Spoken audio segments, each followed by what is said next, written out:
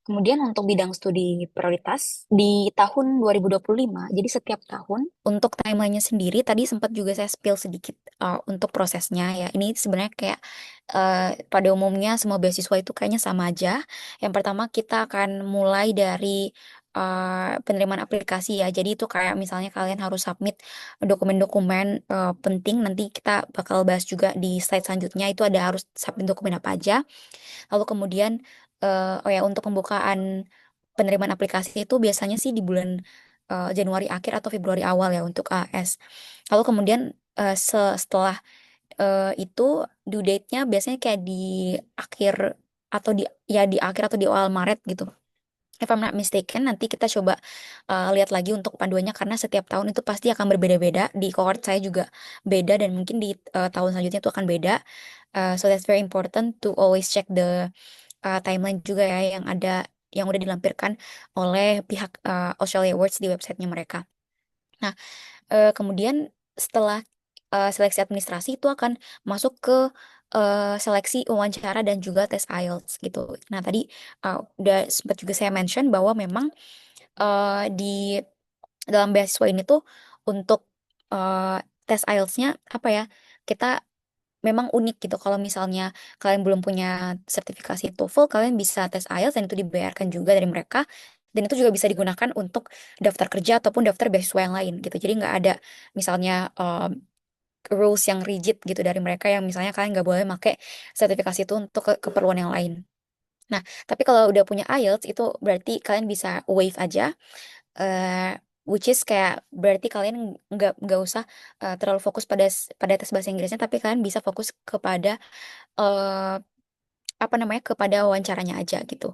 Jadi untuk misalnya timeline aplikasi setelah kalian diumumkan lolos seleksi satu ini sampai ke hari kalian tes itu biasanya 2 minggu. Jadi you have that period 2 weeks untuk mempersiapkan tes IELTS dan juga tes wawancara gitu. Jadi itu akan sangat bagus kalau misalnya teman-teman udah punya tes IELTS ya. Jadi bisa fokus eh, apa ya wholeheartedly di bagian wawancaranya aja.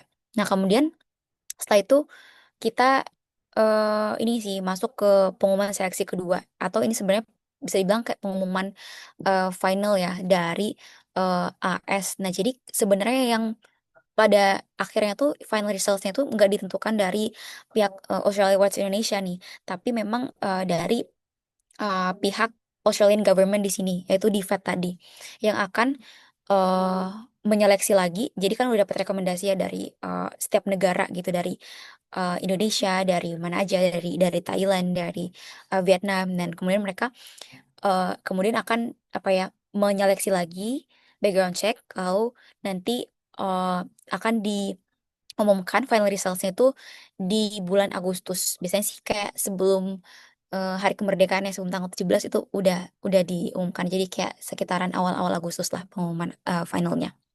Kemudian di tahapan terakhir setelah kalian sudah resmi dinyatakan lulus beasiswa ini, kalian akan masuk kepada activity selanjutnya yaitu pre-departure training. Di sini itu tuh sebenarnya fungsinya ya biar kalian gak lost aja sih. Jadi kayak diajarin eh, apa namanya diajarin gimana cara eh, menulis esai yang bagus untuk apa yang mempersiapkan kita sih sebenarnya untuk lanjut studi S2 gitu dan kayak again tadi udah sempat sama juga kayak course cultural activities itu juga ada di pre-departure training ini. Tapi yang paling penting menurutku itu di sini adalah tes kesehatan dan juga uh, pengurusan visa dan juga penentuan kita itu mau masuk ke universitas mana.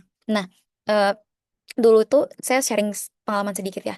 Dulu itu saya sebenarnya bukan memilih Master of Public Health sebagai eh, jurusan utama saya, tapi waktu itu mengambilnya Food Science.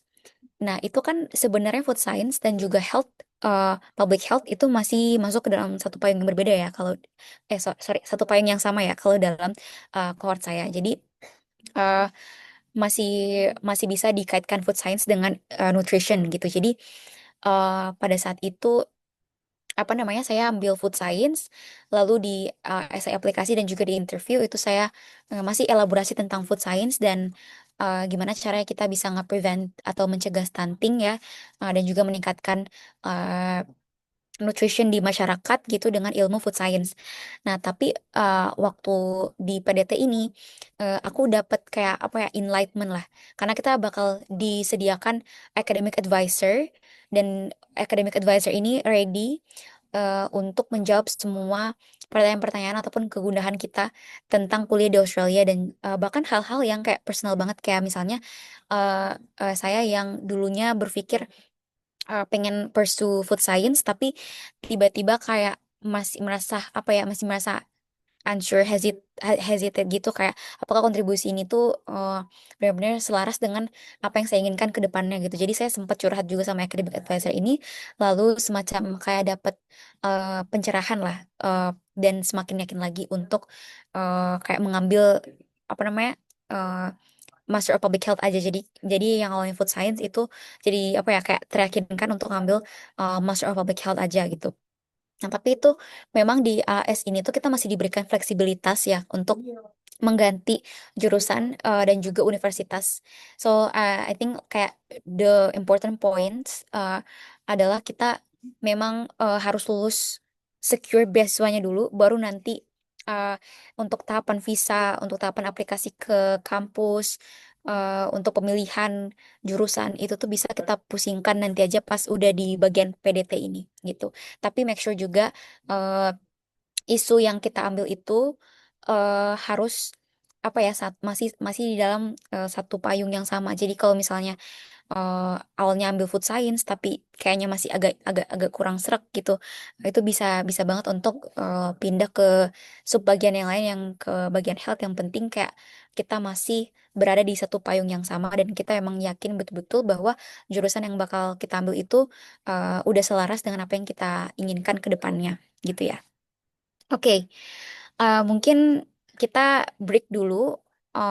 Kita cukupkan dulu untuk pembahasan mengenai overview AS dan juga timeline aplikasi dan juga persyaratan ya di dalam bagian ini. Nanti kita akan lanjut ke video selanjutnya eh, untuk membahas mengenai bagaimana tips dan trik menulis essay, interview, dan juga beberapa dokumen lain. Oke, eh, thank you.